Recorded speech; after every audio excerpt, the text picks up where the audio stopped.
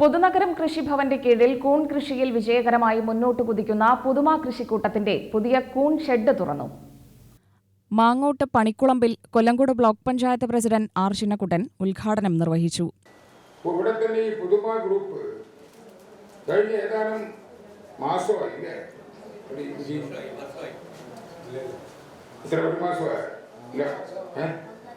ഒന്നര മാസമായി എല്ലാം ഇപ്പൊ കൃഷി ചെയ്തില്ല. ഞാൻ അതൊരു 1.5 മാസമല്ലേ ആവുള്ളൂ. അപ്പോൾ അത് ഒരേക്കറിൽ കൂടുതലാണ് പച്ചക്കറി കൃഷി ചെയ്തുകൊണ്ടിരിക്കുന്നത് ഈ പുതുമ ഗ്രൂപ്പ് തന്നെ. അപ്പൊ ആ രൂപത്തിൽ പച്ചക്കറി കൃഷി ചെയ്തുകൊണ്ട് വിഷാംശങ്ങൾ കലർന്നിട്ടുള്ള പച്ചക്കറികൾ കഴിക്കാതിരിക്കാൻ ആവശ്യമായ രൂപത്തിലുള്ള ഇടപെടൽ നടത്തിക്കൊണ്ടാണ് 70,000 ഹെക്ടർ സ്ഥലത്ത് പച്ചക്കറി കൃഷി ചെയ്യാൻ വേണ്ടി കഴിഞ്ഞിട്ടുള്ളത്. Puthunagaram panchayat vice president U Santhakumaran അധ്യക്ഷനായി. കൊല്ലങ്കോട് കൃഷി അസിസ്റ്റന്റ് ഡയറക്ടർ സ്മിത സാമുവൽ പദ്ധതി വിശദീകരണം നടത്തി.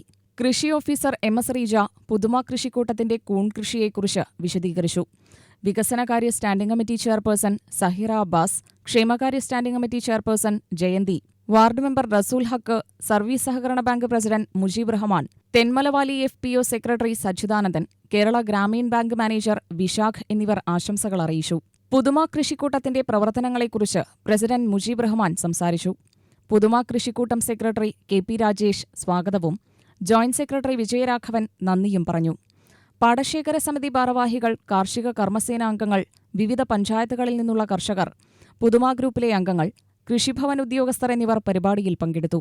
നിലവിൽ 21 അംഗങ്ങളുള്ള പുതുമ കൃഷിക്കൂട്ടം കൂണും കൂണിന്റെ മൂല്യവർദ്ധിത ഉൽപ്പന്നങ്ങളായ കൂൺ അച്ചാർ, കൂൺ പൗഡർ, ഉണക്കിയ കൂൺ എന്നിവയും പുതുനഗരം കാർഷിക കർമ്മസേന വഴിയും തെന്മലവാലി FPO വഴിയും നേരിട്ട് വിപണനം നടത്തിവരുന്നു. ഈ കൃഷിക്കൂട്ടത്തിലെ അംഗങ്ങളുടെ കൂട്ടായ പ്രവർത്തനത്തിന്റെ ഫലമായാണ് പുതുമയ്ക്ക് ഈ നേട്ടം കൈവരിക്കാൻ സാധിച്ചത്. UTV news, Palakkad.